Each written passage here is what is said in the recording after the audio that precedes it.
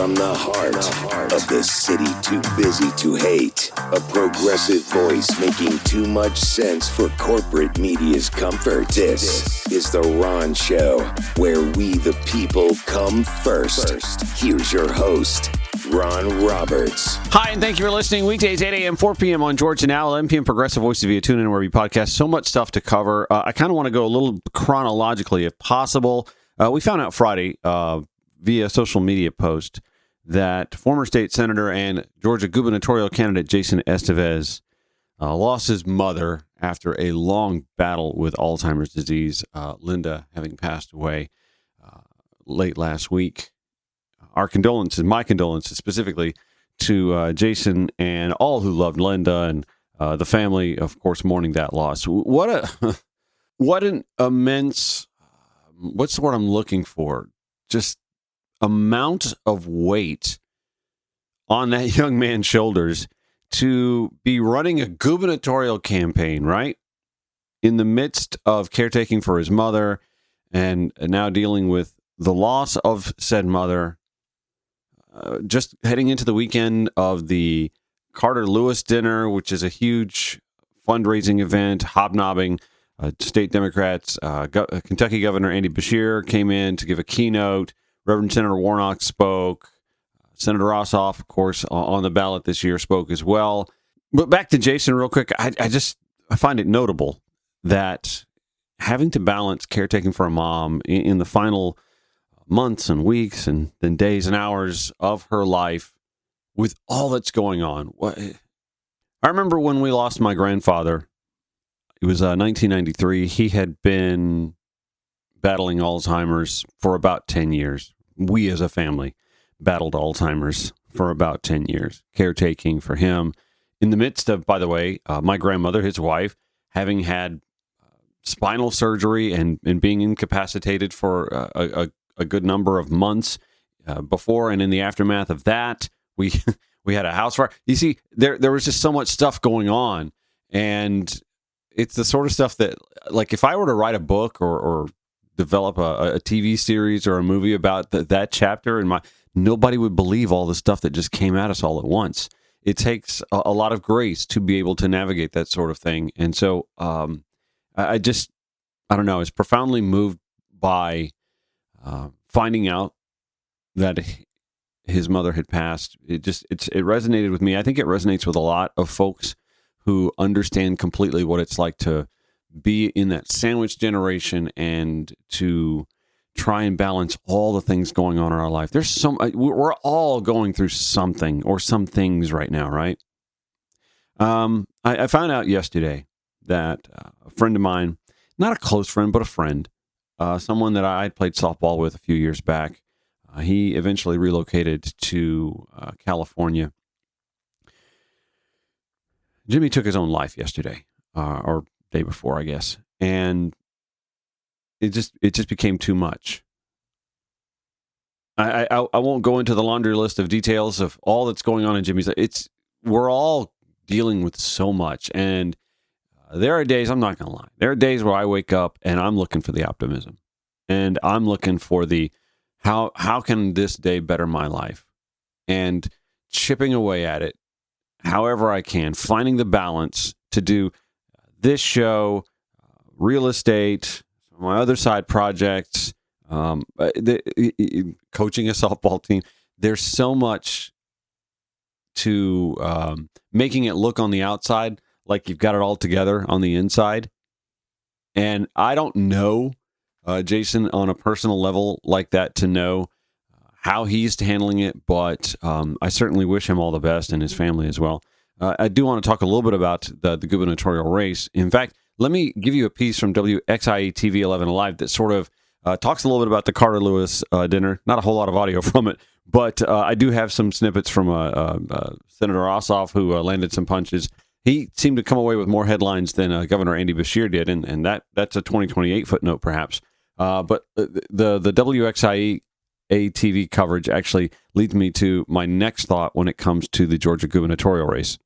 Well, Georgia's primary election is May 19th. There is a lot on the line here. Republicans hope to settle on a challenger for U.S. Senator Jon Ossoff in November. Democrats hoping to win the governor's mansion. Tonight in downtown Atlanta, the Democratic Party of Georgia hosted its annual Carter Lewis dinner, named after Jimmy Carter and John Lewis. It is a chance for Democrats all over the state to connect. The keynote speaker, Kentucky Governor Andy Beshear, a two-term Democrat in a red state. Also speaking tonight, Senators Ossoff and Raphael Warnock. Senator Ossoff is hoping to keep his job in November and had this message to say tonight. And in that struggle, these midterm elections will be decisive. It's all coming down to Georgia again. And you better believe we're ready.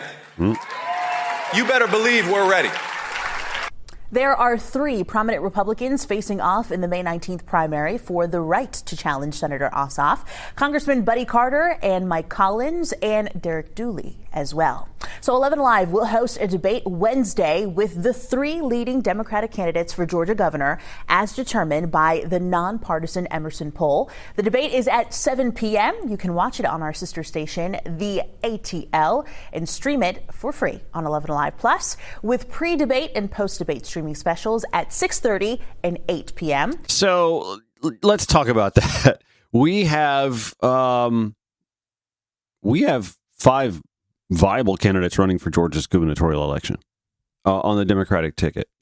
I say five, and the polling numbers tell you that it's not, but five candidates on the same dais is not such an insurmountable number that a TV station, which, by the way, will be sharing the broadcast with other TV stations throughout the state of Georgia, I've found out, can't accommodate the five viable candidates that are running.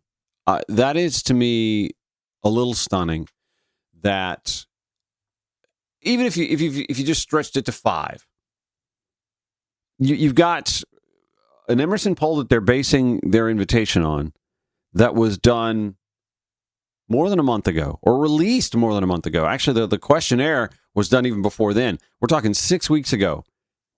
We've since seen a poll that came from 2020 Insight. There are people I'd love to see the crosstabs. I'm still waiting for them to release the crosstabs on this.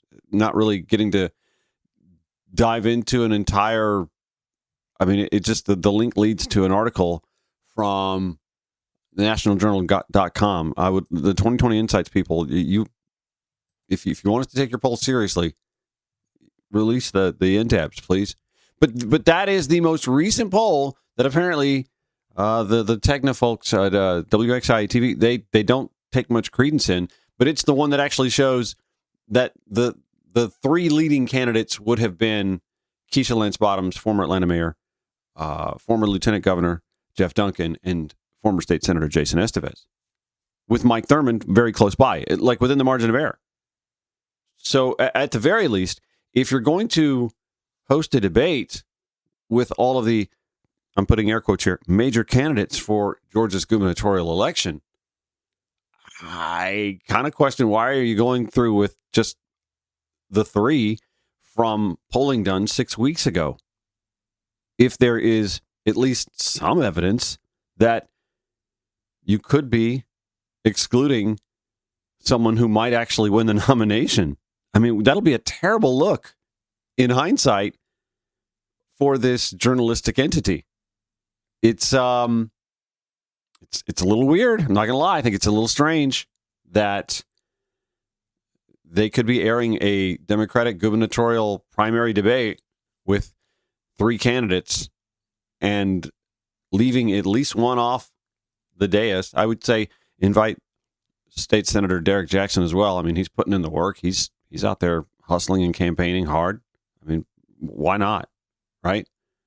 I think you have to at least invite the top four, but if you can do that, you can put five on the dais as well. I don't think it's going to obscure from the conversations that need to be had. And so now, while the Georgia Democratic Party and Chair Charlie Bailey are probably, still reveling a little bit in the afterglow of the Carter Lewis dinner, Andy Beshear giving a fantastic speech, and Senator Jon Ossoff delivering some blows, some landing some punches at the Trump administration. I have to wonder if there's a little bit of consternation or hand-wringing on the party's part that you're about to have a major gubernatorial primary televised debate across the state that may not even feature who the nominee might wind up being. Friend of the show, Keith McCants, actually wrote a piece in his Peanut Politics blog that spoke a little bit about the surge, the perceived surge anyway, in the Estevez campaign, which tells me that, okay, folks outside of Metro Atlanta are paying attention. Although Keith sort of paints this as if, Estevez only has Atlanta support. I would argue if you look at his endorsements, and one of his early champions was Senator from Augusta, Richmond County, Harold Jones, I would argue that Estevez has support throughout the state. It may only be legislative support, but that is the kind of surrogacy that's really going to matter, and you would think be lending some impact where polling's not going to show it.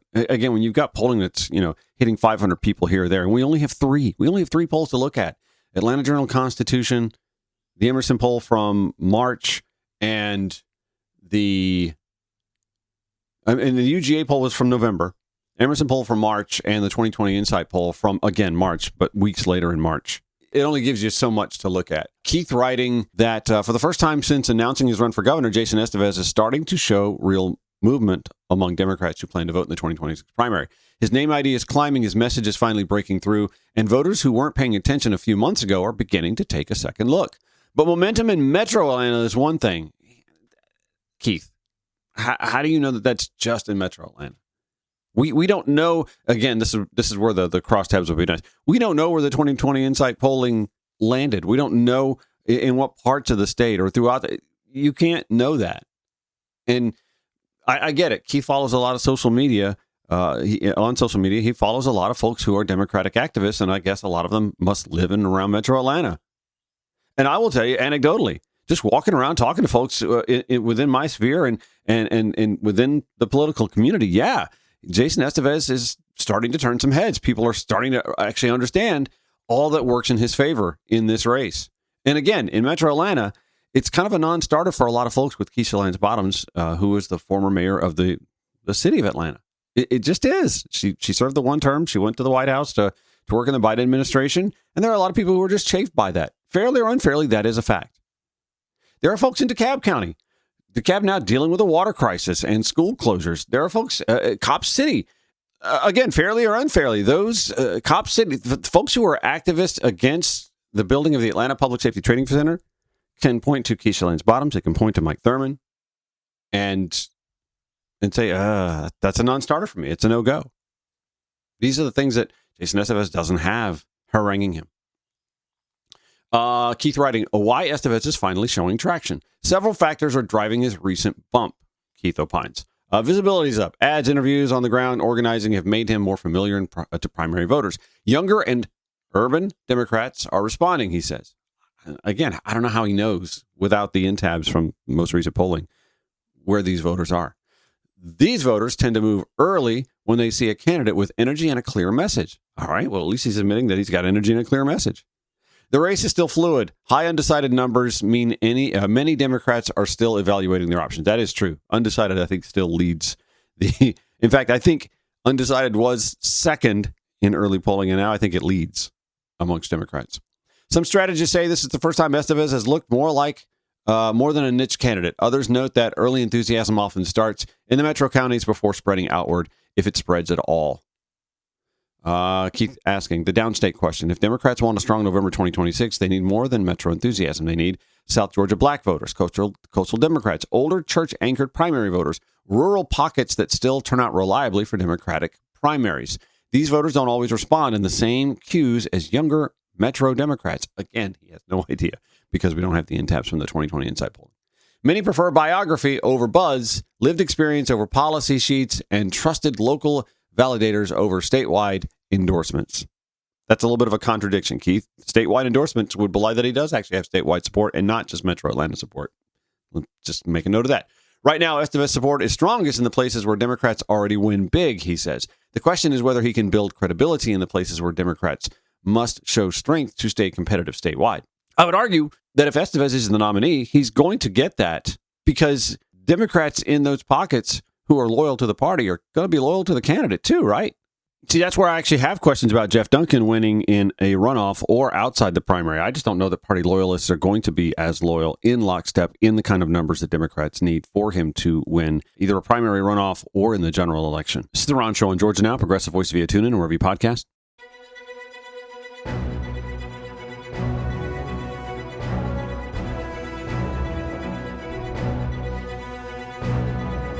Let me pick up on Keith McCant's Peanuts Politics blog, which I'll include in the show notes at ronshowatl.com. A few key steps he offers for Jason Estevez. And keep in mind, Keith is he's pretty much a Mike Thurmond guy. But I think he senses the surge that there is behind the Estevez campaign, which somehow WXIA-TV 11 Live has decided to ignore by hosting only 3 candidates for its televised debate on Wednesday. Keith says, a few key steps. Build a rural surrogate network. Pastors, educators, county commissioners, civic leaders who can vouch for him. I mean, I would hope that would include like Pooler City Council member Michael Carpenter, Clarkson City Council member Y.T. Bell. Let's see. I'm Warm Springs City Councilwoman Tammy Howe. Port Wentworth Mayor Pro Tem Gabby Nelson. I mean, does this work? Cairo, Georgia, not Cairo. Cairo, Georgia Mayor Arlisha Williams. That's a good start, and that's geographically diverse for the state. Keith also says another key step. Show up in the counties candidates often skip. Not just Albany and Savannah, but the smaller towns like Cordele and Swainsboro where voters still expect to see you face to face. Jason has done recent town halls in Douglas County, which I guess it's sort of on the fringe of Metro Atlanta, but you still Putnam County, Bartow County, Hall County, Peach County, Bibb County, which is Macon, Houston County. I think he's getting around. I think he's doing it. We get back to Keith with another key step, and then, I mean, it's a salient advice. I'm not quibbling with. Tell a story that resonates with older Democrats, not just younger progressives. I'm a progressive, not a younger progressive, but I'm a progressive, and I'm not so enamored with Jason Estevez's platform and policy positions that I would label him a progressive. I mean, he's younger, I guess, but he's not a progressive. The lone progressive on the ticket would have been Representative Rua Roman. She's not on the ticket anymore. So when I look at Jason's campaign priorities, cutting the cost of living, I mean, that certainly impacts seniors who are on fixed incomes, right? Healthcare access expansion, that should resonate with senior Georgians as well. Those are the first 2 items on his campaign priorities list when you go to his website. Address rural economic concerns directly, like hospitals, jobs, schools, community stability. Well, you know what? That takes me to the next thing you see on his list of priorities. Investing in Georgia's small businesses. He's a small business owner himself. I think a lot of folks kind of forget that. He's a small business owner himself. If you've ever eaten at a Flying Biscuit, you've been to a Jason Estevez business. His wife owns a small business. I think he understands the plight of the small business person. Keith finishes this piece by saying, if he can do that, some believe he could broaden his coalition. If he can't, his support may remain concentrated in the metro counties. Again, without knowing the intabs at these polls, we don't know where the concentration of voter support is with Jason Estevez, or any candidate for that matter. It's an open question that I think we'd all kind of like. I'm curious about it. I'm curious to see, like, how strong is Mike Thurmond's support in DeKalb County, where he was the CEO for so long? How strong is the support for former Atlanta Mayor Keisha Lance Bottoms in the city that she used to be the mayor of for one term? Like, where is the support? Like, I'd love to see a heat map of the support. I'd love to know where Jeff Duncan's support is strongest. I have a hunch that it is going to show itself in North Fulton, in Gwinnett.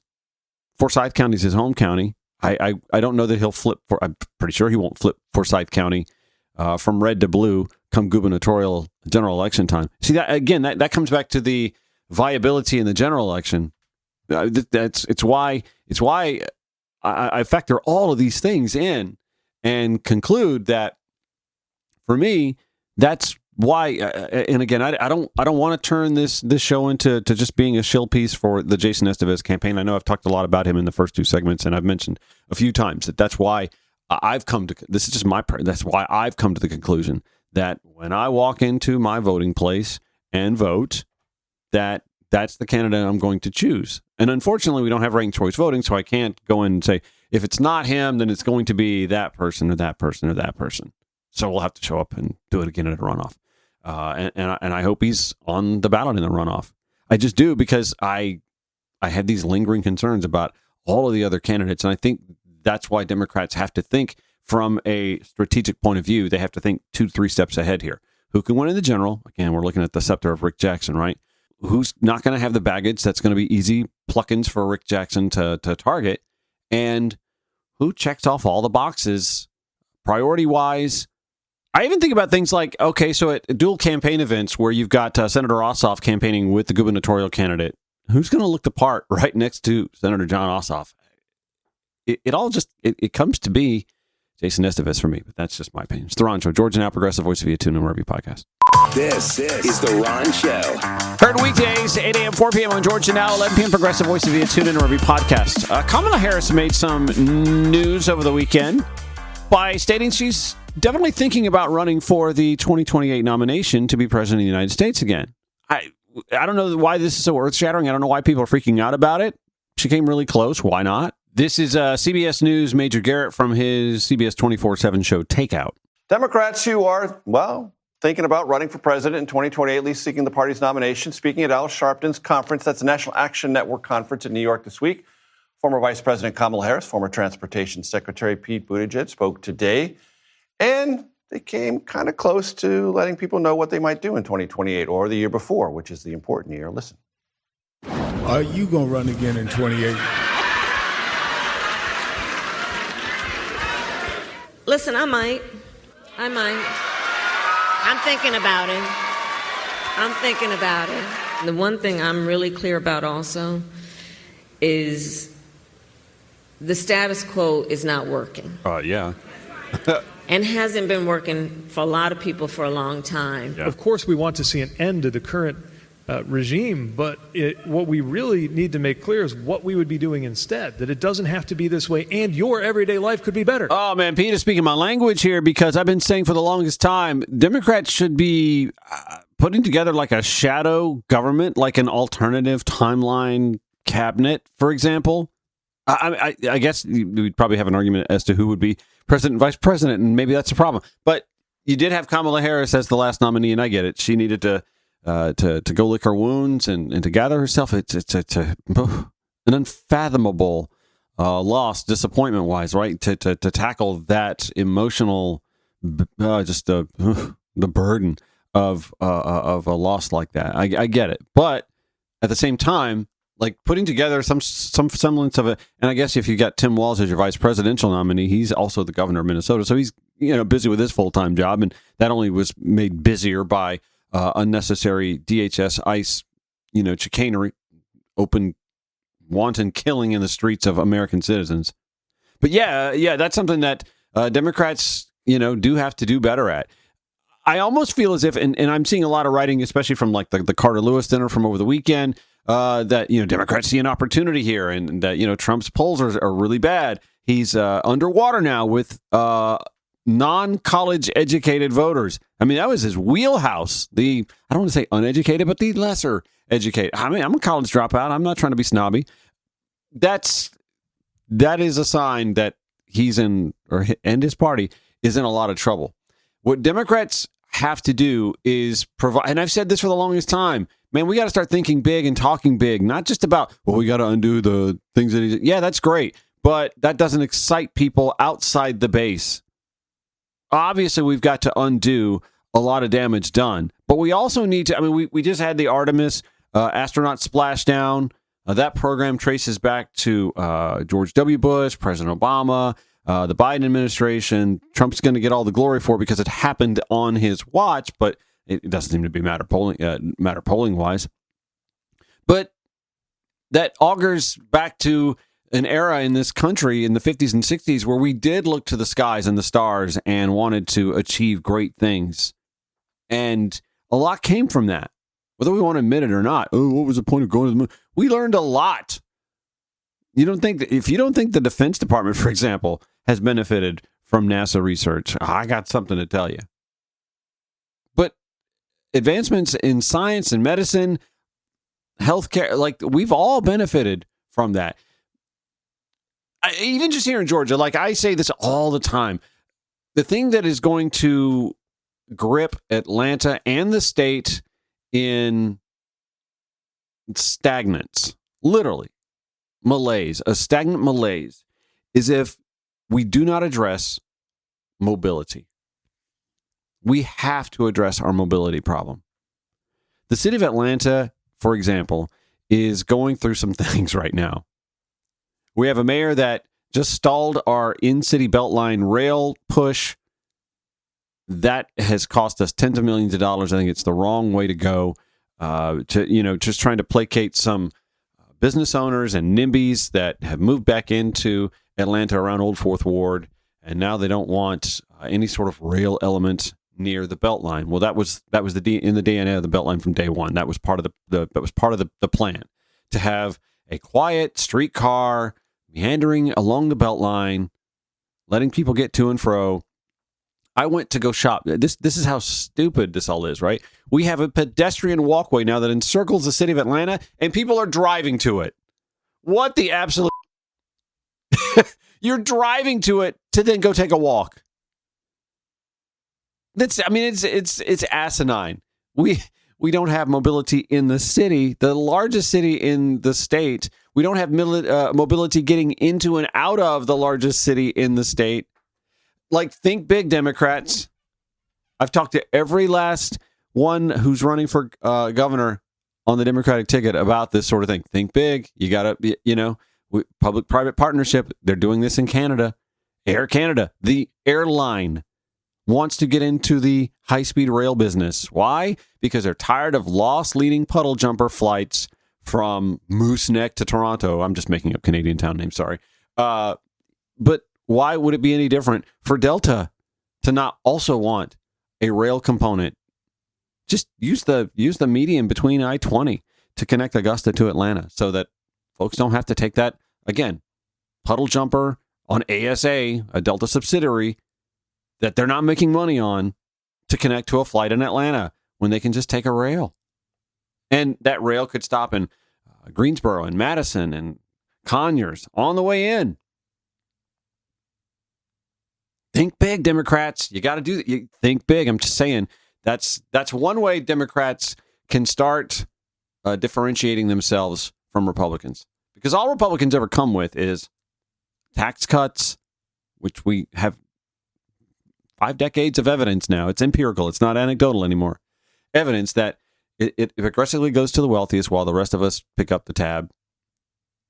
We're hearing now that Donald Trump wants to make a push to eliminate property taxes altogether. Rick Jackson's doing that, too, on the Georgia GOP side. We saw that in the General Assembly, whittling away at property tax cuts.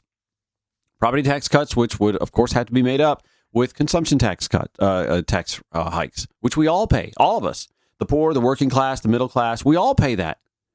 But we all pay more so that the well-off can pay less in taxation.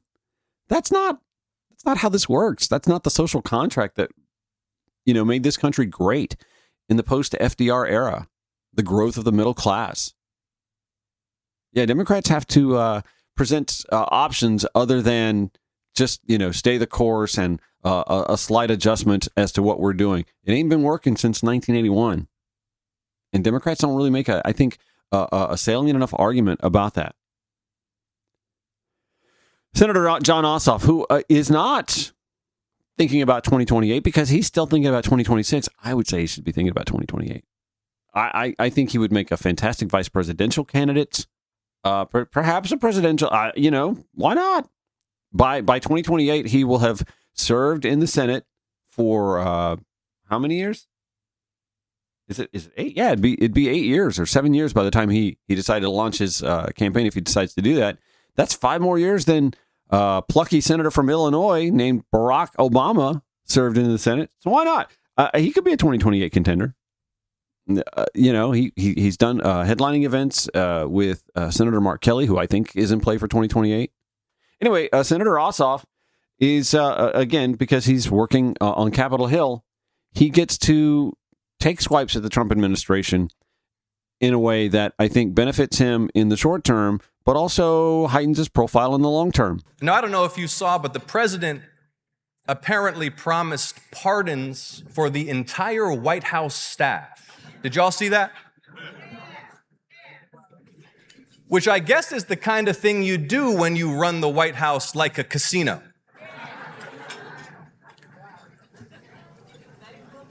Now, maybe the West Wing's too busy placing Kalshi and poly-market bets on the war to care, but Americans are getting hurt. Hurt by the illegal tariffs that send prices higher and higher, by skyrocketing health premiums, by $4 gas, hurt by insurance companies that deny claims for needed care, hurt by the hedge funds snatching up tens of thousands of homes across our state, hurt by the data centers driving up power bills. And so when you're out there talking to folks over the next 6 months, remind them what the President of the United States said last week. Quote, "It's not possible," he said, "for us to take care of daycare, Medicaid, or Medicare." And that is where Democrats have to say, yes, we can. That's what the president said. He said we can only afford to fund war. Essentially. And then 2 days later released his budget demanding we increase Pentagon spending to $1.5 trillion per year, paid for by ending the program that helps millions afford utility bills, by canceling affordable housing programs, and by cutting cancer research. No. All this just 1 year after they sent insurance premiums skyrocketing and gutted Medicaid to cut taxes for the rich. This is their answer to America's cost of living crisis. This is their answer to the Savannah nurse working a double shift whose utilities are about to get shut off. The Tift County farmer getting crushed by the trade war and now diesel and now fertilizer. The family in College Park skipping doctor's visits. For sure. Because premiums are just too high. In Donald Trump's America, the rich get tax cuts, the well-connected get stock tips, and everybody else makes sacrifices. But Americans have seen through this scam, and it's up to Georgia Democrats to end it. Are you ready to win, Georgia Democrats? Yeah, I mean, I love the stump speech, but like I said, it's almost as if Democrats realize 2026 looks really good for them, and gerrymandering is going to mitigate that to some extent. But 2026 looks really good for them. But I need the Democratic Party to start thinking about 2028 and 2030 and 2032 and long-range visions to show the American public the pathway to an America that is aspirational. Am I making sense? Like, I'm not suggesting flying cars, although, I mean, did you think 5 years ago we were going to have autonomous vehicles? I don't know if you've been to cities like Atlanta lately, but we have autonomous vehicles. We have cars that are driving themselves and people getting into them willingly to be going places. But yes, we have to start thinking aspirationally. And again, like, I know you were listening to Senator Ossoff here, but like at the state level, I want to start hearing from my state constitutional candidates about the things that matter to Georgians when it comes to affordability. We can't just start thinking about like child tax credits. I get it. Earned income tax, child tax credit. Those are fantastic. But what are you going to do to make it so that the family can afford living somewhere to raise a family while working in Metro Atlanta? And how can you give that working parent more time with their child to me, and again, I'm a residential realtor, so I see this all the time. I have folks that have Clayton County housing budget, but a Fulton County job. I have folks who have Douglas County housing budget, but a Gwinnett County job. And spending 2.5, 3 hours in the vehicle 5 days a week. I mean, you're almost taking a full day out of their life by just sitting in a vehicle and not addressing mobility. It's a big thing, and I think we have to start piecing it all together like that at the city level here in the city of Atlanta, at the county and metro level here, and at the state level as well. That to me, Democrats have to not just say, well, we're not as bad as Trump, we're not all MAGA-fied. No, I get that, and we're not, we're gonna hold ourselves to a higher standard. I mean, look at Eric Swalwell. In a week's time, Eric Swalwell went from a darling in California to no one want, like, he's radioactive, toxic.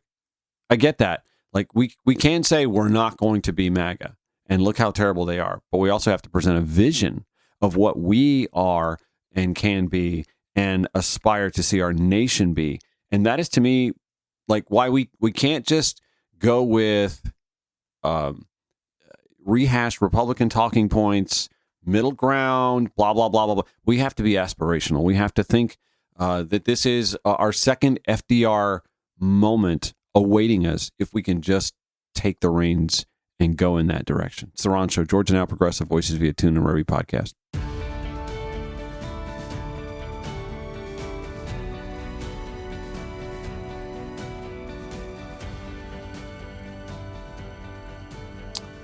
Talking about aspirational, middle class sort of things that I think folks can get really excited about. This is sort of what I chortle at a little bit when I see pieces. Patricia Murphy filed this last week in the Atlanta Journal-Constitution. The headline, "The Socialists Are Coming." Democratic Socialist candidates are targeting state House Democrats and local races across Georgia. We already have a Democratic Socialist in the state legislature, by the way. And there are 2 more in the state of Georgia aiming to join him. Patricia Murphy writes, New York City isn't the only place that Democratic Socialists are looking to change the face of power.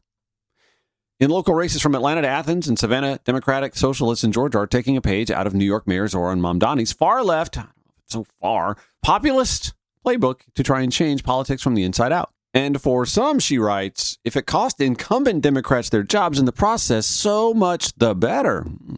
The 2 highest profile races this year pit incumbent State Representative Esther Panitch from Sandy Springs against challenger Aaron Baker, and State Representative Stacey Evans in Atlanta against political consultant Jeremiah Olney. Patricia Murphy writes, Baker and Olney are both members of the Democratic Socialists of America. They're among a crop of far-left, what are we saying far-left? They're a crop of far-left candidates running in May's Democratic primaries with promises to put working people and progressive policies ahead of status quo politics and party loyalties. But Panitch and Evans say the challengers from the left only endanger the larger goal of defeating Republicans and winning back the majorities in the General Assembly this year.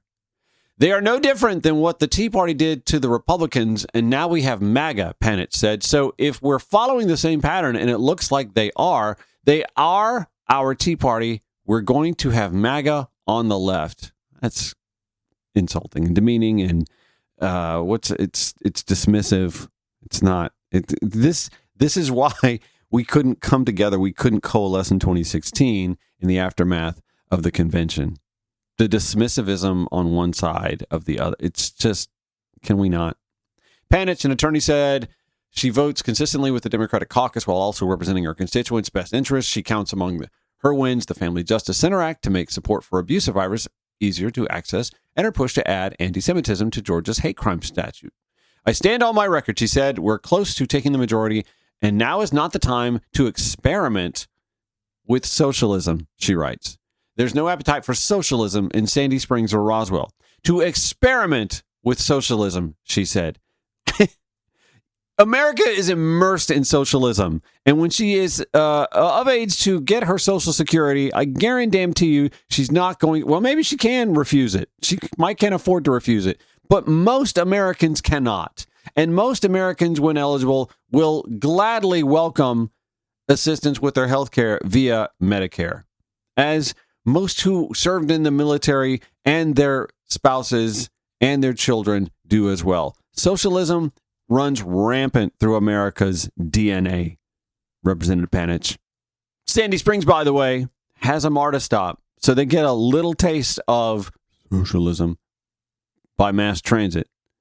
Representative Panitch can go to North Springs and take that socialistic MARTA train all the way down to the airport. There's a lot of socialism at that overpass in Sandy Springs that connects 285 and Georgia 400. A lot of socialism. I don't want to hear it about no appetite for socialism in Sandy Springs or Roswell. Panitch, the only Jewish member of the General Assembly, while her challenger Baker describes herself as a Jewish lesbian transgender activist. She grew up in the district and attended Woodland Elementary School. Baker got her start in politics advocating at the state capitol against GOP-sponsored legislation targeting transgender medical care. A software engineer, she eventually began to create online tools for voters to follow the legislative process. When she said people started suggesting she run for office herself. The legislature has been having conversations about trans people and making decisions about us without us, she said. It's time for us to have a seat at the table. Baker said Democratic Socialists and Democrats are aligned on some issues, but far apart on others. There's a lot of Democrats running against other Democrats because we're upset with how things have been working. One of the things that people are particularly upset about is that it doesn't feel like our government is serving working people. Now, Representative Panitch and the Democratic Party may bristle at that, but the results reveal themselves. 2024, there was a lot of post-electoral consternation. How did Democrats lose the working class? Well, you have Democrats and Democratic Socialists who are telling you, well, that is a perspective you need to address. Stacey Evans' opponent, political activist and consultant Jeremiah Olney, said leftist momentum in the last several years convinced him that far-left candidates can win in Democratic seats like Evans. He said, I see a desire for something different. I think we've had the same Democratic perspective for decades, and it's been fine, but I think now people are saying maybe fine isn't good enough. Among his top issues, $20 minimum wage and pushing progressive legislation. Quote, that is not sort of the standard corporate Democrat led and owned. He said the Democratic Party's biggest problem is the perception that it is weak. I think if you're caving on protecting vulnerable people, that is not moderation. That is weakness. Evans counters she is one of the most effective members of the entire Democratic caucus, adding that it is naive to believe that Democrats could pass their top priorities in a GOP-dominated legislature. It's math, she said. We will have more progressive policies when we have more Democratic legislators. So running against an effective incumbent doesn't do anything to move us toward that goal. For her part, Evans' record has focused on expanding Hope scholarships for students and affordable health care for Georgians, while also leaning on her background as a trial attorney to scale back GOP legislation that's sure to pass the GOP majority. It's anybody's right to run, and I don't discourage that, she said. But at the same time, I think my record is one that makes it an easy choice for the voters. I can appreciate that Stacey Evans didn't take the route of dismissivism against not only her opponent, but just against the progressive flank of the party in and of itself. I think that is the wise way to go about it if you're going to go about it. Both Evans and Panitch point to former state representative Terry Anulowitz's unexpected loss to Democratic Socialist Gabriel Sanchez in 2024 as a cautionary tale for taking the current challengers seriously. Sanchez made history that year by becoming the first Democratic Socialist to join the General Assembly. The next year, DSA organizer Kelsey Bunn also won a surprise victory to become the first Democratic Socialist in the Atlanta City Council. There may be more to come, but why is that a cautionary tale? I like Kelsey Bunn. I like Gabriel Sanchez. I like the conversations that they're bringing. And I also like the fact that they vote in line with the party anyway, right? Along with Baker and Olney, the co-chair of the Savannah Democratic Socialists of America, Kendra Clark, is running to replace retiring state representative Edna Jackson in Savannah, while Matthew Sampson is running in the open seat to replace outgoing state representative Park Cannon. Why is this a problem? Reed Stilson is running for Fulton County Commission, and in Athens, Tim Denson is considered a favorite running in the open race to succeed Athens Clark County Mayor Kelly Gertz. As much as the leftward moves are giving establishment Democrats heartburn, they're making Republicans in Georgia downright giddy. To which I say, good. Make Republicans argue against policies that better the working class. Well, the Iran war isn't doing that. Olivia Rinaldi, CBS News White House correspondent, talks about the Strait of Hormuz and a possible blockade next on The Ron Show. It's Georgia Now, progressive voice of TuneIn or every podcast. From the heart of the city too busy to hate, a progressive voice making too much sense for corporate media's comfort. This is The Ron Show, where we the people come first. Here's your host, Ron Roberts. And joining me at the top of the hour, CBS News White House correspondent Olivia Rinaldi, who told me just a few minutes ago she was like a bridesmaid in a wedding over the weekend. Were you able to like kind of keep your eye on the headlines, or did you try and put your phone away? Did y'all lock it up and just, bag it up, don't want to look at it, and just kind of enjoy life a little bit? I was trying to keep it away, but to be fair, this bride was someone who I worked with in news for a very long time. So she gave me a little bit of grace, especially with the talks ongoing in Pakistan. Yeah. She let me look at my phone a few times. And actually, the wedding was officiated by Norah O'Donnell, the former CBS News evening news anchor, who is still on CBS Mornings right now, actually. So, everyone was keeping in touch with what was going on. We don't ever fully disconnect. So.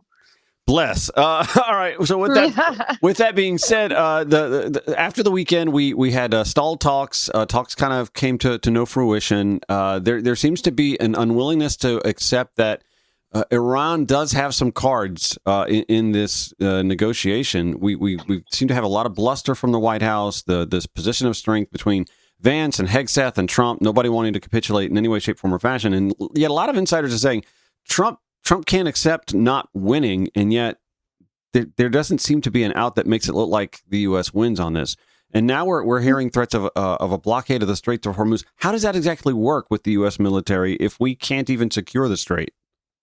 Well, that's a great question. As far as just what it looks like, this blockade is set to start in about 2.5 hours, around 10 a.m. Eastern is when it's supposed to start. So when that happens, this then becomes questions of, all right, is the U.S. Navy going to start interdicting ships? And I should note, it's a blockade for ships coming from Iranian ports, right? So think about all the ships that are along their massive coastline that are starting to try to transit through the Strait of Hormuz. Are they going to allow them? Are they going to interdict them, board them?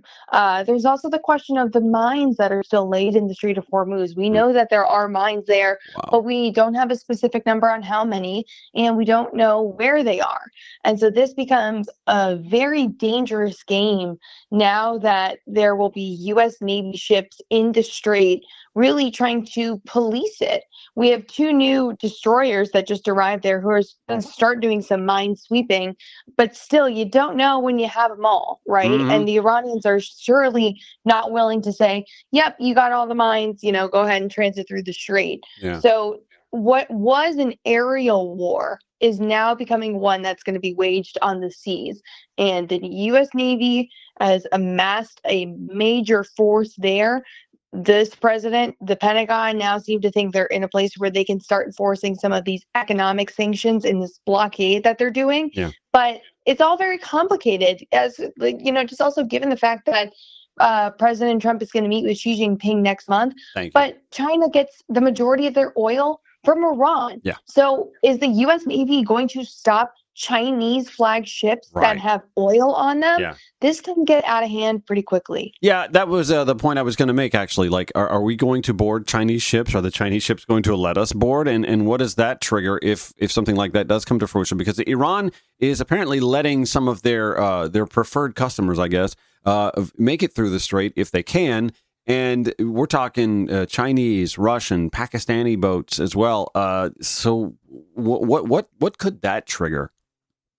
Yeah, well, it's also interesting that you bring that up because remember just, a month ago when this conflict started, they lifted sanctions on Iranian oil to Russia, to China, to try to make sure there was enough oil in the system so that the price of oil didn't spike too dramatically, right? And now there's going to be even less oil out there. Yeah. There's going to be even tighter controls because of what is going on. And we're seeing that reflected already. Last I looked, the price of oil was over $100 this morning, but I'm sure it could go higher than that.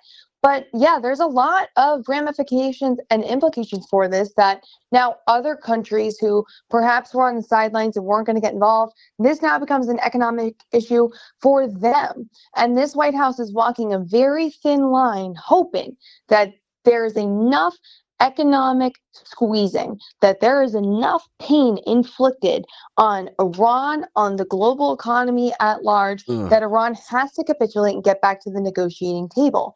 But still, you're going to have a lot of angry phone calls from a lot of angry leaders in the meantime. So we're about to enter a very potentially dangerous new phase. What I don't understand is if you're trying to inflict economic pain on the people of Iran or on the nation of Iran, lifting sanctions so that they can sell their oil to Russia seems to counteract that, doesn't it? I mean, you're literally giving them like tens of billions of dollars now. And we thought the pallet of cash that Obama gave and $1.4 billion, that Republicans screamed bloody murder about that.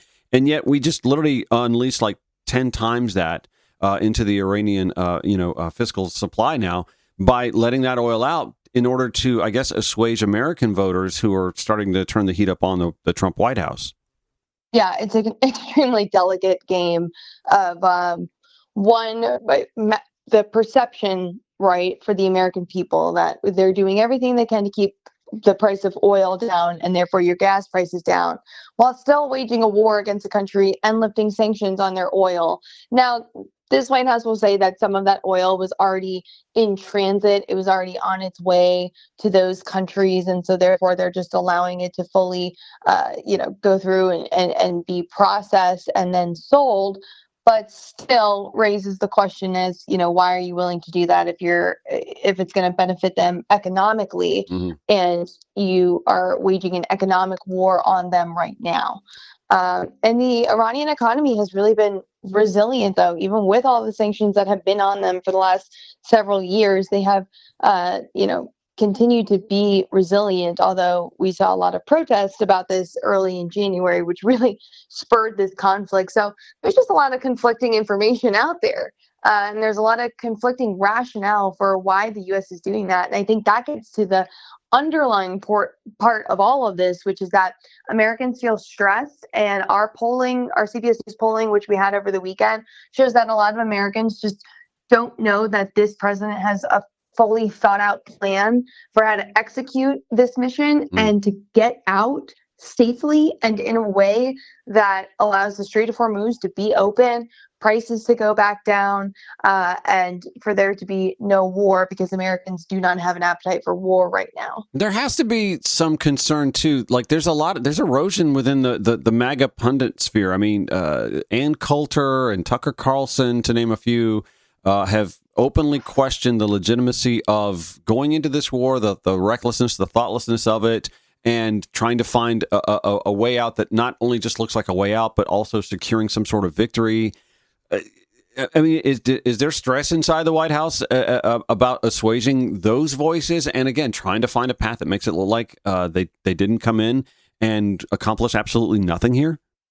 Yeah, it's a great question. I would say outwardly, as far as the conservative influencers that even the president has been railing against, the White House is, considering that a lost cause. They don't want to respond to that criticism, but I can tell you that they are very worried about the midterm voters, specifically independents that they won over in 2024. They feel they are losing them in high numbers. They have seen polling that has reflected that. And I think that's why you started to see some of these moves in the White House, including the Deputy Chief of Staff, James Blair, who has been working on the president's domestic agenda. He is now going to their outside operation to try to help firm up support for the midterms. And I think that speaks to some of the anxiety that they're feeling. I mean, our polling this weekend showed us that 63% of Americans say the economy is bad. This president ran on the economy, and they think it's bad because gas prices are going up because he started a war in Iran. So all of these things are really compounding, even when you talk about the basis for getting into the war that a lot of Americans now feel. And Secretary Marco Rubio said this when he testified to Congress, that Israel was planning to strike. Iran was going to target military bases, and therefore the U.S. felt it had to get into this war. And so, when conservatives feel like the basis for this war is maybe rooted in perhaps Israel wanting to go forward with that, there is concern that speaks to that. And there are, officials who have said that. So it's all not amounting to a pretty picture, though, for this president. And certainly the backlash and his frustration are starting to become very palpable, as you've seen on Truth Social over the last couple of days. Yeah, I was going to say, I mean, we're attacking the Pope now. Obviously, the Hungarian election results have to somewhat resonate with a nation that, again, is in the grips of a midterm election cycle as well. And we'll talk a little bit more about Tucker Carlson and his reaction to the Iranian war and Israel's influence. But yeah, the Hungarian election results have to have this White House thinking, oh man, these midterms are going to be a bloodbath. Yeah, I mean, it is, a European country, so it's a little bit different. And the, insurgent person who toppled Orban in his 16-year, his rule as prime minister, it conditions aligned there, right? And I think there is concern, especially when the fact that this White House sent their number 2, Vice President J.D. Vance was there last weekend to campaign for Orban, and Secretary Marco Rubio was there earlier in the year to campaign for him. And he was one of President Trump's top allies in Europe. He was someone who, during the Ukrainian negotiations, was there on the side of the president, who was helping and giving his opinion to President Trump. So it's a loss for them for sure. I'm sure they would say it doesn't quite translate to these midterms, but I think it is interesting to see the global backlash to the right, to people who are aligned with Trump. And so that's notable in that aspect. All right. Well, listen, I hope you had a great time and got to relax and unwind a little bit during the wedding ceremonies as a bridesmaid. That's a lot of stress and work in and of itself, but it's back to work this week, and the economic and political realities that you return to, the White House has been dealing with while you were out having a good time. So at least you have that going for you. Yes, certainly. Olivia Rinaldi, CBS News White House correspondent. Thank you so much for joining the Ron Show today. I appreciate it. Thank you. Take care. Broadcasting 5 days a week to make common sense common again. This is The Ron Show. Over the weekend at the Democratic Party of Georgia's annual Carter-Lewis dinner, Senator Jon Ossoff speaking about the entanglement, I guess we're calling it. It's still not a war, right? Because there hasn't been a War Powers Act vote. Anyway, Senator Jon Ossoff speaking about the Iran war to the packed Democratic Party of Georgia event. Now let's just take a moment and try to wrap our heads around Donald Trump's war. That's what it is. 13 brave Americans killed and hundreds wounded. Thousands of civilians dead. Military equipment it will take years to replace. Skyrocketing inflation. Massive damage to our reputation and position in the world. But Iran's ballistic missiles and drones are not destroyed. The regime is intact, along with its ability to throttle the global energy supply, along with its stockpile of highly enriched uranium, which it only assembled after Donald Trump shredded President Obama's Iran deal. That's right. And for all this, the White House said they already need $200 billion. $200 billion after 6 weeks. That's 10 years of nationwide pre-K. That's 9 years of paid family and medical leave. And while our national power and wealth are squandered and families are made to pay more for everything, rest assured, the Mar-a-Lago mafia are finding ways to profit. Mm-hmm. Because of course they are. The Financial Times reported, quote, Pete Hegseth's broker looked to buy defense fund before Iran attack. Right. A company owned in part by Eric and Don Jr. has been pitching Gulf monarchies on its drone interceptors. Jared Kushner's already on the Saudi payroll to the tune of $2 billion, and he's been soliciting billions more from princes and sheikhs across the region while leading negotiations on Iran. And then there was the insider trading on oil. Did you all see this? Hundreds of millions of dollars in oil futures. Just minutes before a presidential Truth Social post moved the price of oil 13%. Now, I don't know who placed those trades, but I'll tell you this. The SEC better find out. And if they won't, when you elect this new majority in Congress and you give us gavels and subpoenas, we will. We will.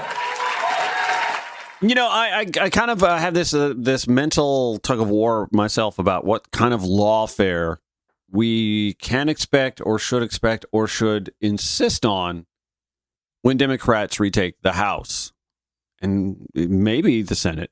I mean, the Senate's kind of in play. Wasn't 3 months ago. It certainly wasn't 6 weeks ago prior to the Iran war. The Kalshi predictor market has Democrats and independents with a 51-49 majority.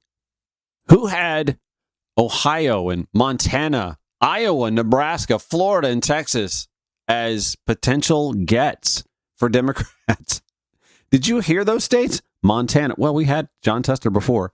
Montana, Nebraska, Iowa, Ohio, Florida, Texas. These are all red firewalls. And I'm going to be honest with you. I said this a little bit last week. I happen to think that Lindsey Graham is in trouble in South Carolina. The polling doesn't show that. Well, the polling does show like it's within single digits. And Dr. Annie Andrews is one hell of a candidate. I got to reach out to her and get her on at some point in time. I'd love to have a conversation with her. I lived there 11 years, so I feel like I know a good lay of the land there, politically speaking. But I also know a good candidate when I see one, and she's a good candidate. She's not just a good candidate. She's an everyday American. She is a pediatric physician who just decided one day, I have had enough of seeing Lindsey Graham bootlick for the Trump administration and has been shilling for the very Iran war that is wreaking so much havoc, not just on the Middle East, but on the global economy, our economy, your familial economy, those kitchen table budget conversations that you're having because of $4 a gallon gas, which, by the way, the Iranian parliament said we'll be looking back a few months from now, nostalgically hoping to get back to. There's no hope for us getting back to $3 a gallon gas. And the Iranian parliament is saying, you think that's those are good times? You're going to wish you got back to $4 a gallon gas soon enough. And I get it. That's Iranian parliamentary bluster, but we only have their bluster versus our bluster, and we've seen the results, and we've seen how it's impacted us at the pump and us at the grocery store and the surcharges on anything that's getting delivered to our homes right now. And the White House has completely lost Tucker Carlson on this. Tucker Carlson on the BBC over the weekend. The whole thing is a fantasy. The United States went to war in Iran in order to effect regime change, to throw out the people who ran the country and collapse it at the behest and then the demand of Israel. And that's a demand the Israelis have made of the U.S. government for decades. And President Trump fell for it, did it. And I think he recognized immediately that it was a mistake and that it's very hard to extricate yourself from a war like this once it has begun. And I think the net effect, and the president himself has said this, is at best to leave the regime in place, give that regime control over commodities that flow through the straits at the eastern end of the Persian Gulf, in effect to make Iran much more powerful than it was on February 27th. You have been, until now, really, a huge supporter of his. You wanted him elected, obviously, yes, for a second term. Have you completely fallen out with him over this war, then? Well, I haven't fallen out with him. I mean, I've known him for decades. I've always liked him. And I think anyone who spent time with him likes him. I feel sorry for him, as I do for all slaves. He is not free in this moment at all to do what he thinks is best for himself or his country. What do you mean? No, he's not free. And we learned that yesterday when Donald Trump announced a ceasefire, clearly with relief, and made its terms or most of its terms public. And then that ceasefire ended within 2 hours because Israel intentionally violated the terms by attacking not just southern Lebanon, but the city of Beirut. So are you saying he's a slave to Benjamin Netanyahu? I don't think it's as simple as he's under the control of Netanyahu. But, you know, you could summarize it that way and you wouldn't be totally inaccurate. And again, we know this because the single biggest mistake Trump or any American president in my lifetime has made was going to war with Iran in an effort to change its regime. Single biggest mistake any American president has made. That's Tucker Carlson. And he's kind of hinting at something that I at least was saying during the Biden presidency. Trump has no control over Benjamin Netanyahu. Biden had no control over Benjamin Netanyahu either. But the difference between Trump and Biden is Netanyahu had no control over Joe Biden. And he seems to have complete control over Donald Trump. This is where friendly Uncle Ron comes to the pro-Palestinian liberal progressive folks who are like holding their, I'm not going to vote for Kamala Harris because she's got blood on her hands. Okay, what did that get us? Into a war we didn't want that's costing us at every level and also killing innocent civilians in the Middle East. I think this is kind of a lesson in privilege, honestly. We think we have the privilege of sitting out elections and taking the Jill Stein route. Oh, gosh, please go away. But we don't. And that easy, dismissive, I'm just not going to vote or I'm going to vote third party has ripple effects that affect people globally and sometimes with deadly consequences for people in other parts of the world. It's The Ron Show. Georgia Now, Progressive Voice via TuneIn or wherever you podcast. This is The Ron Show. Heard weekdays, 8 a.m., 4 p.m. on Georgia Now, 11 p.m. Progressive Voice via TuneIn. You can also take us in wherever you podcast if you'd like. Politics does make interesting bedfellows, right? Like as much as I bristle and question and quibble with Representative Esther Panitch, Democrat, the only Jewish member in the state legislature, about her allegiance to Israel, and where I look at this and say, I think that Benjamin Netanyahu has done Americans a lot of harm. We're seeing it at the pump right now. I mean, it's unquestionable that Benjamin Netanyahu led us into this war with Iran. Folks don't want to call it that, but that's what it is.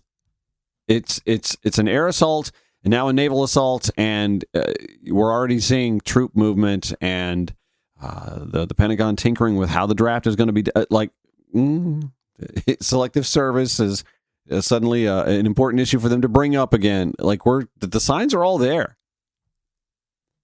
and with a lot of politicians, Democrat and Republican, it's unfathomable for us to speak ill of Benjamin Netanyahu or the nation of Israel as the government entity that currently exists running it. But it has to be pointed out. I say that politics makes an interesting bedfellow because Representative Esther Panitch actually last week came out in endorsing Jason Estevez as the gubernatorial candidate of preference for her, as do I. I've often wondered and aloud and even messaged her directly. I wonder if there is any opportunity where Representative Ruah Roman, who assembled a large volunteer army for her gubernatorial campaign before deciding to pivot towards a Senate run instead, might leap into the endorsement metrics in the gubernatorial campaign. And I don't think she's going to. I talked with her briefly last week. We messaged a little bit back and forth, and then she spoke. And I don't like to take a lot of off the record conversation and put it on the record on this show, but I don't think she's going to. I mean, she's had lunch with one gubernatorial candidate in particular that I know of, and again, she's not come to any conclusion about endorsing anybody. She's had outreach ever since she dropped out of the campaign from a couple or three of the candidates, I believe, if I remember correctly. But so there I am in alignment with Representative Esther Panitch as to who it is I would support when it comes time to vote in the May 19th Georgia gubernatorial primary. She posted, Panitch did, on February 28th as the hostilities began with the coordinated efforts between the United States and Israel on Iran. My prayers are with every American service member and IDF soldier standing together against the murderous IRGC. May God protect them and bring them home safely to their families. She does say, we also pray for the Iranian people who deserve freedom from the regime that opposes them, which is interesting because I think it stands in contradiction to a same-day tweet where she retweeted Stu Smith, who shared a statement from the Democratic Socialists of America, where the DSA wrote that they stand against imperialist war and with those same Iranian people that Esther Panitch said in her Facebook post she is also praying for. Those people who deserve freedom from the regime that oppresses them. She's no different than the Democratic Socialists in that regard, right? And yet, she retweets that Stu Smith tweet where Stu writes, the Democratic Socialists of America just released a statement on Iran titled, DSA stands against imperialist war and with the Iranian people. Read how it actually frames the regime. The framing is telling. Throughout the statement, DSA repeatedly invokes, where was it? I'm sorry, I had to. Invokes solidarity with the Iranian people, yet the argument consistently centers the sovereignty of the Iranian state. It condemns violations of its sovereignty and insists that national sovereignty is a precondition for working class liberation, while saying nothing about the Islamic Republic's repression of its own citizens. There's no mention of political prisoners, protest crackdowns, executions, or the mass demonstrations that have defined Iranian domestic politics in recent years. Well, we've probably killed as many Iranian innocents in the last 6 weeks as the regime oppressed and killed in any of those political uprisings. Esther Panitch retweeted that and said DSA should be expelled from the Democratic Party, as she currently has a DSA member, a Democratic Socialist, running against her in the May 19th primary. She also doesn't like that a lot of candidates refuse to accept AIPAC money. She wrote on February 12th on her Facebook, I've noticed a troubling trend in politics that has arrived in Georgia. Both R and D candidates proudly declaring they don't take AIPAC money, as if it's a badge of honor. But I think Representative Panitch should be careful asking for Democratic Socialists to be expelled from the Democratic Party, while also defending AIPAC, which worked to have Representative Jamal Bowman and Cori Bush expelled from Congress by supporting their opposition in the Republican Party. Like, what are we doing here? Well, who are you to talk about party loyalty or who should be in the party if you're going to defend AIPAC that aided Republicans unseating Democrats in Congress? What would 2 more Democrats in Congress do for us right now? Is my math wrong here, or would that not mean that the Democrats would actually control the House with a slim majority? She writes, announcing you've rejected money you were never offered is like me announcing I turned down a date with Brad Pitt. It's not brave, it's virtue signaling theater. Which again is rich, coming from Representative Panitch. But it's the why behind the theater that concerns me, she writes. When candidates single out the one major political action committee associated with Jewish Americans, it's not the one, it's one of, and treat it as uniquely corrupt, while saying nothing about the hundreds of other PACs, industry lobbies, and special interest groups that fund campaigns, they're not making a principled stand against money in politics. They're telling a very specific audience that Jewish political participation is suspect. That is not what it's saying. It's saying that they don't want to fall victim to and will call out the organization that makes America, from the White House on down, fall victim to being at the whim of the current Israeli, let me use it, regime. The current Israeli governmental regime, Benjamin Netanyahu, who continues to wage a war on Palestinians in the West Bank, obviously Gaza. And I'm not suggesting that Benjamin Netanyahu is responsible for the attack on October 7th of 2020. I mean, no, I'm not saying that at all, but I am saying that conditions on the ground that led up to that date, you can trace a lot of it back to Benjamin Netanyahu. And AIPAC loves Benjamin Netanyahu. And this current Israeli, I'm using the term again, regime. So I don't find it troubling at all that political candidates, specifically the ones who are on the Democratic ticket, are saying, I don't want AIPAC's money.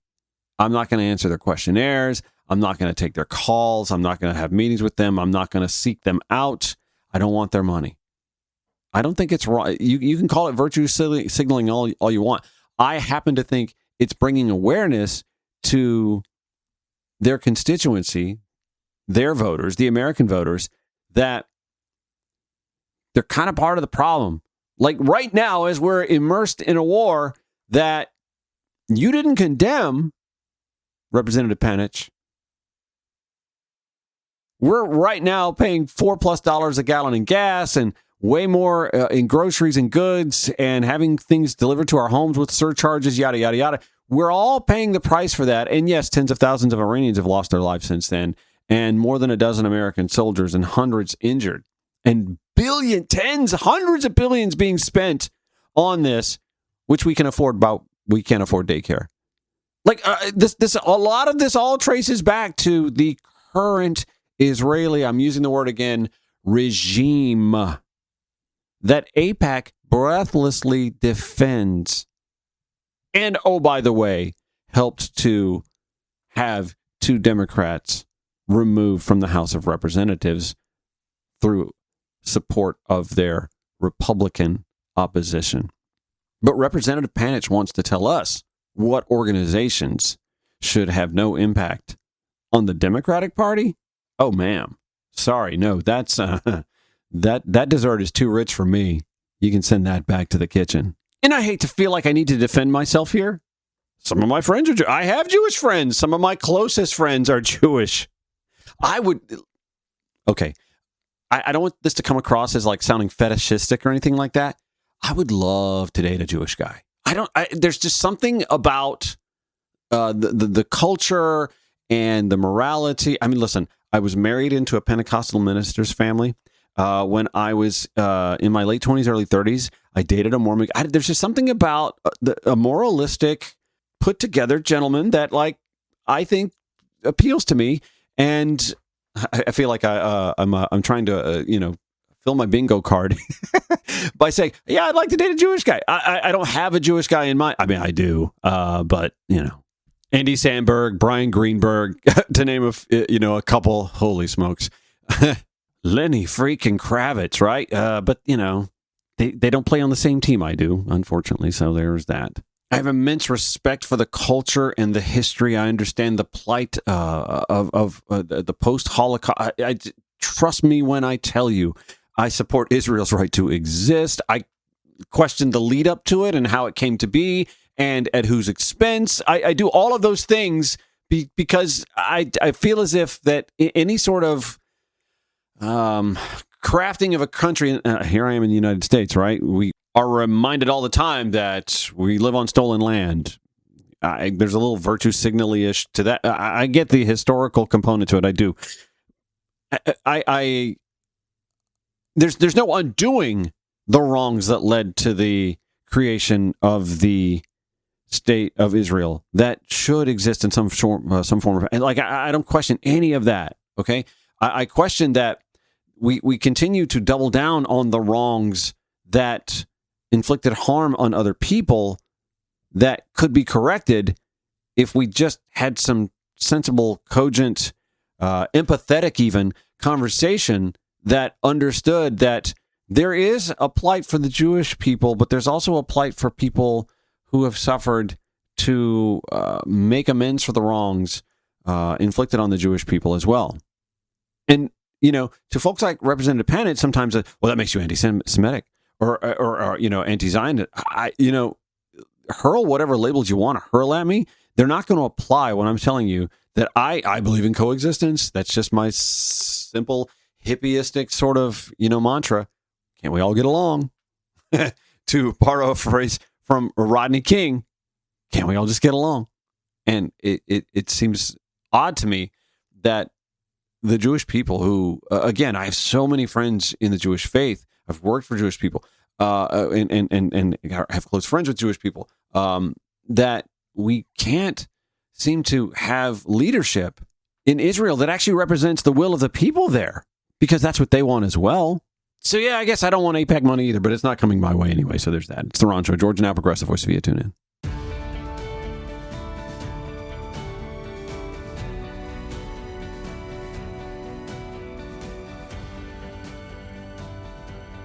And I don't know if it needs to be said here, but I'll just go ahead and say it anyway. When it comes right down to it, no matter who wins the Democratic primary in that state House district that Representative Esther Panitch represents, House District 51, if it's Esther Panitch that wins and she's up against Keith Getman, I certainly think Keith Getman is the lesser candidate to align myself with. I'm fully going to support whoever the Democratic candidate is, whether it's Aaron Baker or Esther Panitch, 1,000%. Much the way I would have, if I were in West Virginia, said, hey, yeah, Joe Manchin is only 93% the Democrat that you want, but 93% beats none. But I would ask Representative Panitch, would you feel the same way if Aaron Baker were the nominee at your expense, if you're saying Democratic Socialists should be expelled from the party, but have issues with Democratic candidates as well who say they don't want AIPAC money or anything to do with AIPAC when AIPAC is responsible for Democratic candidates losing elsewhere? This is the thing that's tricky about being someone who supports, by and large, liberal, progressive, Democratic candidates and the party in and of itself, and why I have immense respect for any state party chair, county party chair, even, I guess you could go to that realm, or the DCCC head, Democratic Party, anybody who's in charge of corralling Democrats to coalesce behind their party and their candidate. It's cat herding, and they're also independently focused, and in a large sense tend to be very tribal in their perspective and priorities. And that's fine until you realize that you're not always going to have the same top priority that the party or the candidate who wins the nomination for whatever office they're running for does. And you can't, it's okay to stay in their ear and be like, that's a priority for me. That's a priority for my voters. Yada, yada. That's all fine and well. But at the end of the day, like, doing damage within the party is damaging to the party. Yeah. And the fact that Esther Panitch is calling out Democratic Socialists as they should be expelled from the party, that does no good. You know what? Here's a great analogy. My God, it just occurred to me. Yesterday, the softball team that I coach, we have, talented. We have some talented players, and we were missing 3 of our more talented players yesterday, right? And we were playing a game where against the team we were playing, we were just outmatched, and we're doing well to just stay in the game until things got out of control. You know, it's just one of those things where, like, you can only hang on so long before the dam breaks, right? And then late in the game, I'm listening to a couple of my players in the infield sniping at each other. How does that help my team win a game? It doesn't. And it certainly doesn't carry over to the next game. So I had to go to both of them individually, not at the same time, but individually, and be like, all right, look, that doesn't help. I don't need you coaching him. There's one coach on the team here, and it's me. I don't need you coaching him. And I needed to go to the other guy and go, hey, I don't need you creating, a scene by snapping back at him. You're the senior statesman. You're the one that's been on the team the longest. You played the longest. He's a younger person. You need to take the high road, and we can do a pull aside later. But in the middle of the game, for all to see, there's no good to gain from that. And what do you know? After taking that shellacking in the first game, we were able to come together for the second game, and we played a lot better. We were still badly outmanned and damn near pulled off a win. Could have won, should have won. I mean, you got to have, when you're outmanned, when 3 of your best players are gone, you have to, everything has to align right, and everything has to go perfectly. And it's just, the margin for error is nil. It's like being poor in this country. Your margin for error, if you're trying to get out of poverty, is near zero. You have no margin for error. You're going to mess up. Things are going to happen. Something's going to come up. And we just didn't have that. But we We played a much better game, and we only lost by 1. We almost stole a game from a team that was much better than us. I'm not saying Republicans are much better than Democrats, but I am saying that Democrats don't succeed when there's so much nefarious and nasty infighting within its own camp. We saw that in 2016, right? We saw it again in 2024. And we can't have the Esther Panitch types who are going to tell us who should be expelled from the Democratic Party when those people she wants to expel from the Democratic Party, by the way, align way more on values and policy positions with the Democratic Party in and of itself than AIPAC does if AIPAC is funding candidates to defeat Democrats in other parts of the country.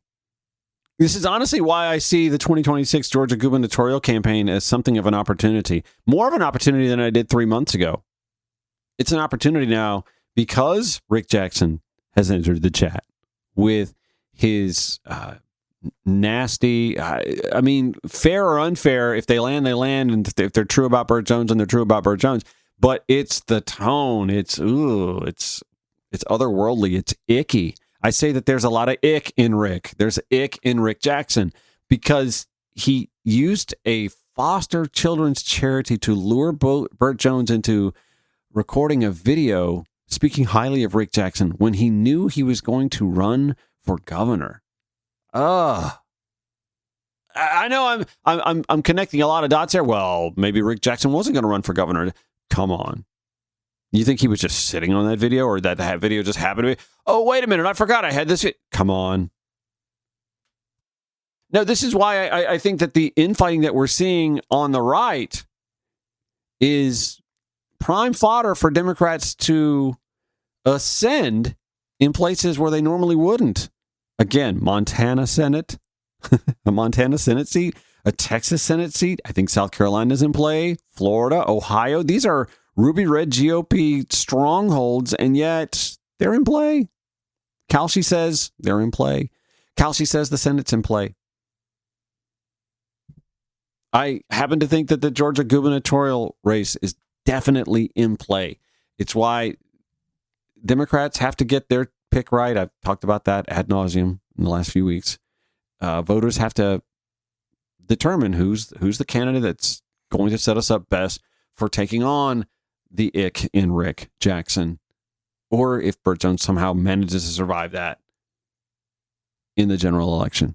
And while I do think it's fair to point out the shortcomings or misgivings of the candidates that are running for our statewide offices, we also have to learn lessons from the mistakes of our past and coalesce behind whoever those people who wind up winning the primary are.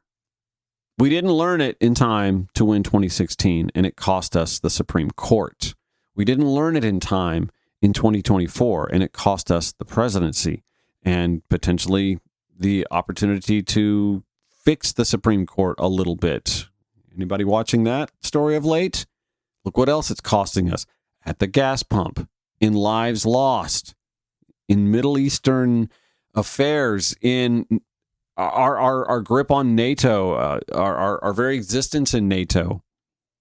Got to stop snipping at each other on the field and realize there's a game to play, and we need to win it. The nation needs us to, the world needs us to win it. The folks in Hungary showed us how it can be done. It gives us hope. We need to channel that and get on the same page and stop snipping at each other, and certainly not saying, oh, I don't want any Democratic.